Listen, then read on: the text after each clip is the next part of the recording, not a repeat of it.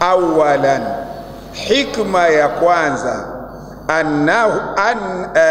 an yatanabbaha al-insanu, hikma ya kwanza, an yatanabbaha al-insanu, kupitia swala huzinduka mwanadamu ila hawiyatihi al-haqiqa, katika kuelekea katika yale mapenzi yake ya uhakika.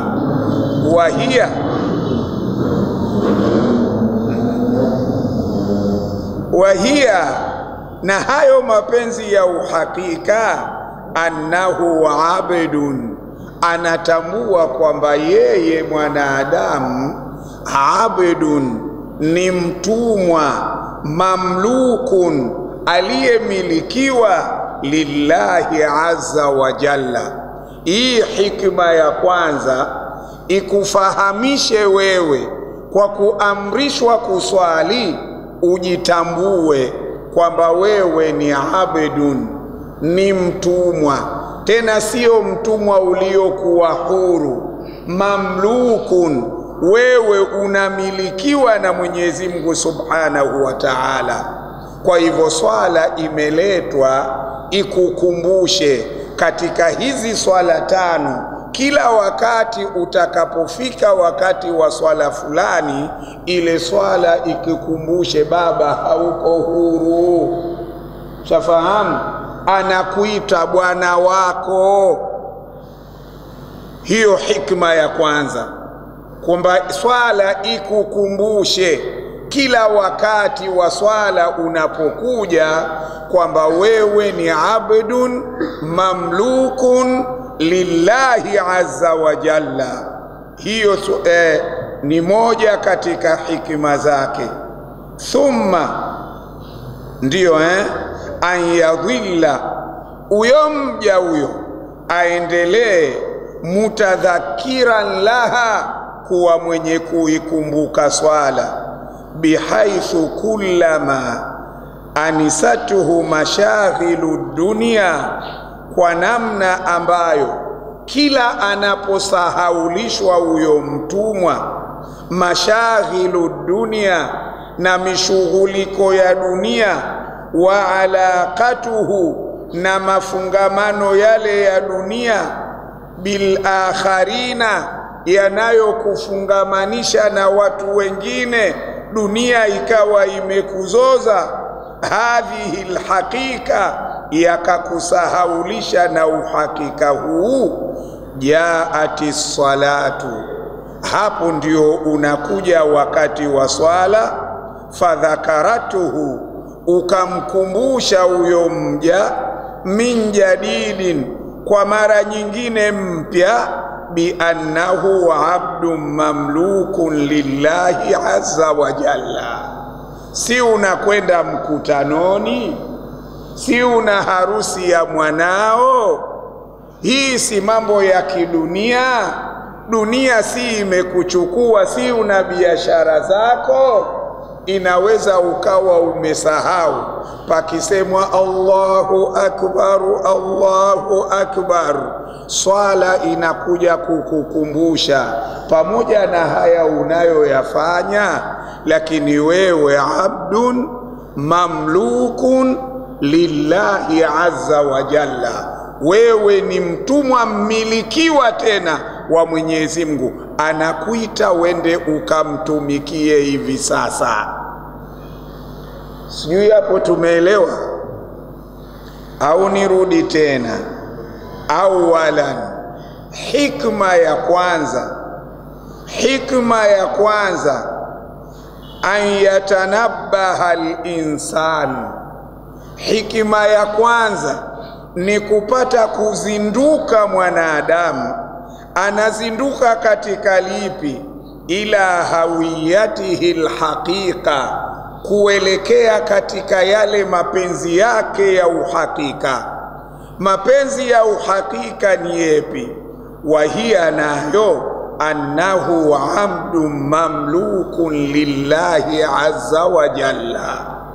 Swala inakukumbusha kwamba wewe ni mtumwa mmilikiwa, tena mtumwa wenyewe sio wa binadamu, ni mtumwa wa Mwenyezi Mungu na bado uko katika milki yake. Thumma an yadhilla mudhakiran laha, kisha huyu mtu kwa kupitia swala abakie mwenye kuikumbuka hiyo swala, bihaithu kullama anisatuhu mashaghilu dunia, kwa namna ambayo ansatuhu mashaghilu dunia, kila akishahaulishwa mtu na ile mishughuliko ya dunia, wa alaqatuhu, na zile alaka za dunia, wa alaqatuhu, na zile alaka zake huyo mtu bil akharina, na wenzake, hadhihi alhaqiqa, ikamsahaulisha uhakika huu wa kwamba yeye ni mtumwa, kwa sababu ana mshughuliko na wenzake, ana mafungamano na wenzake, mashaghili tele. Jaati salatu, hapo ndipo inapokuja swala. Inafanya nini? Jaati salatu fadhakaratuhu, inamkumbusha yule mtumwa yule, min jadidin, kwa mara nyingine mpya, bi annahu amdu mamlukin lillahi azza wa jalla. Hiyo hikma ya kwanza. Ukisahau, uko katika harakati, uko katika mishughuliko yako, inakuja swala, Allahu akbar, Allahu akbar, inakukumbusha bwana mkubwa, pamoja na kwamba sasa uko katika mipango hii, lakini hapa bosi alikupa nafasi ya kufanya yako, hivi sasa anakuita ukatekeleze wajibu wake. Tumefahamiana? Hiyo sababu ya kwanza. Thanian, sababu ziko nyingi lakini shekhe kazifanyia mulakhasa. Thanian, sababu ya pili, an yastaqirra fi nafsi linsani. Hii swala imeletwa ili papate kuthibiti katika nafsi ya mwanadamu, annahu, ya kwamba, la yujadu muinun, hawezi akapatikana msaidizi, wa mun'imun, hawezi akapatikana mneemeshaji, haqiqiyun, wa uhakika, illa Allah, isipokuwa Allah azza wa jalla.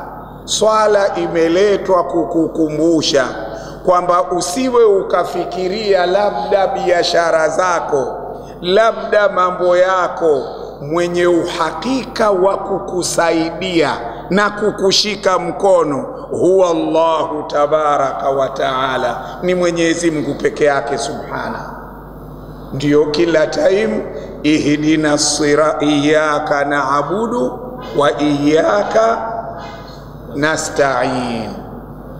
Sawa wa in kana yura fi dunia, hata kama panaonekanwa hapa duniani, wasaitun, vikaa katikati, wa asbaban, wa in kana yara, tuisome kwa maalum, wa in kana yara, hata kama huyu mtu anaona fi dunia, hapa katika dunia, wasaitwa, anaona kuna kitu kiko katikati baina yake na Mungu, kazi yako baina yako na Mungu, shamba lako baina yako na Mungu, uongozi wako.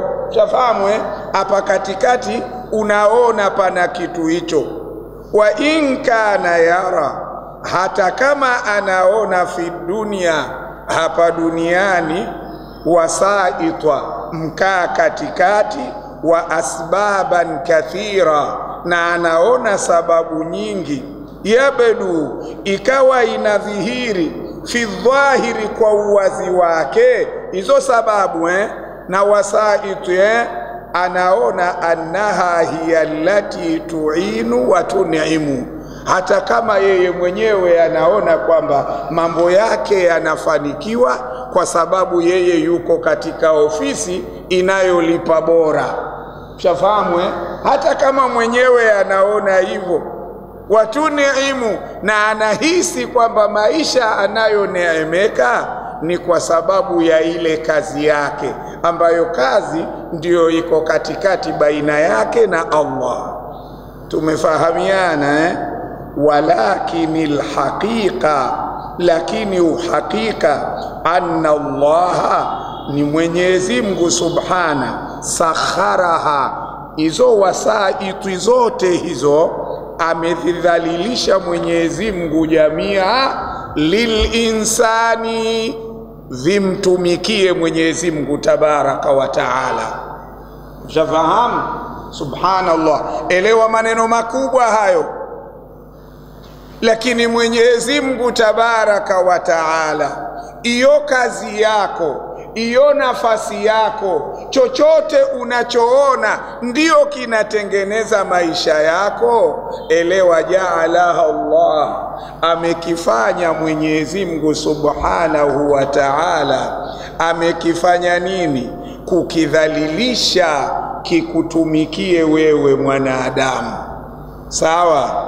Hivyo basi, fakullama ghafala al-insanu, kila mwanadamu anapoghafilika, akadhani cheo chake, akadhani biashara zake, akadhani watu wake, wastarhala, akajiachilia na kujipeleka ma'al wasaiti dunyawiyya dhahira, pamoja na vile vikakati vya kilimwengu vya wazi.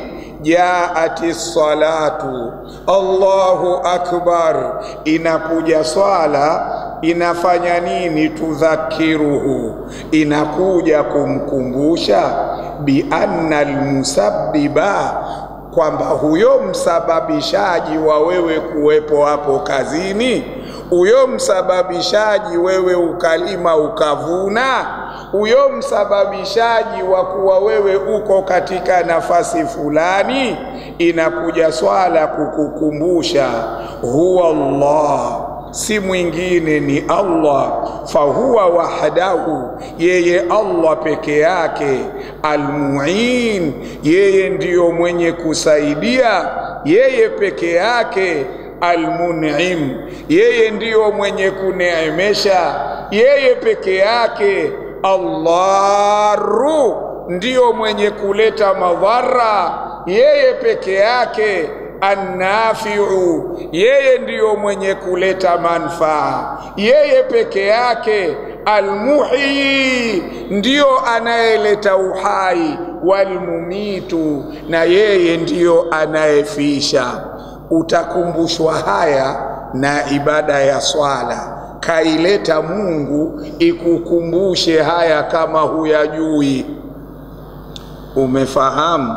Kama unafikiri mambo yako yanakwenda kwa mipango yako, kama unafikiri mambo yako yanakwenda kwa cheo chako, kwa mali yako, kwa madaraka yako, kwa ulinzi wako, swala inakuja kukwambia si lolote, si chochote vitu hivyo, bali Allah tabaraka wa taala huwa alhaqiqiyu almun'imu, huwa alhaqiqiyu almu'inu, huwa alhaqiqiyu Allahu annafi'u almuhyi almumitu. Hiyo ndiyo hikma ya kuletwa ibada ya swala. Kwa hivyo kama akili zako ziko sawa sawa, kumbe unaweza ukakaa ukasema alhamdulillah kwa kunijaalia Mwenyezi Mungu kutekeleza ibada ya swala. Lakini hiyo ibada ya swala iwe inakukumbusha haya, ndio itakuwa ibada ya swala, wewe umeifahamu. Tumeelewana hapo? Turudi tena cha pili. Thaniyan, hikma ya pili, an yastaqirra fi nafsi linsani, ithibiti katika nafsi ya mwanadamu. Ithibiti nini?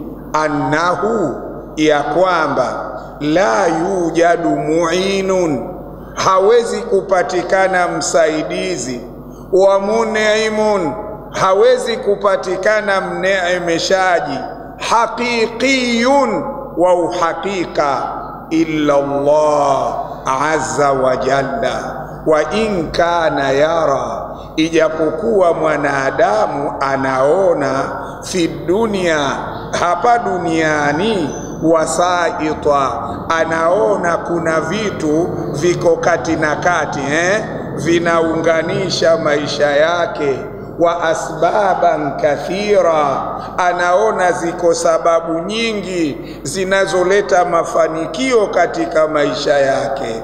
Sawa, yabdu fi dhahiri, vitu hivyo vinadhihiri kwa uwazi, annaha, kwamba hivyo vitu hivyo, wasaitu hizo na asbabu, hiya allati tu'inu wa tun'imu, kwamba hivyo ndivyo vinavyotoa msaada na hivyo ndivyo vinavyoneemesha. Mwanadamu huona hivyo, hilo ndivyo alivyo mwanadamu. Mwanadamu anaona vitu hivi ndio vinavyomsaidia. Tunafahamiana hapo? Anaona hivyo.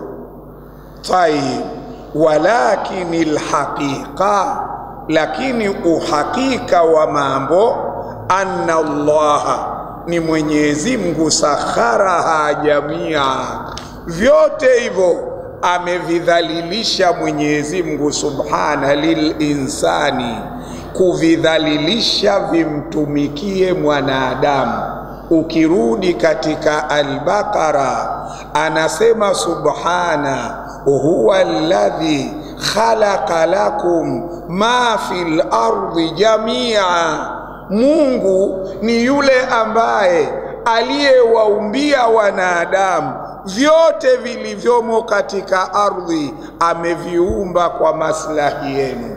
Kama watu leo wanaingia kwenye migodi, hawakuwa na akili ya kujua migodi, isipokuwa Mungu amewaambia ma fil ardhi, vilivyomo katika ardhi.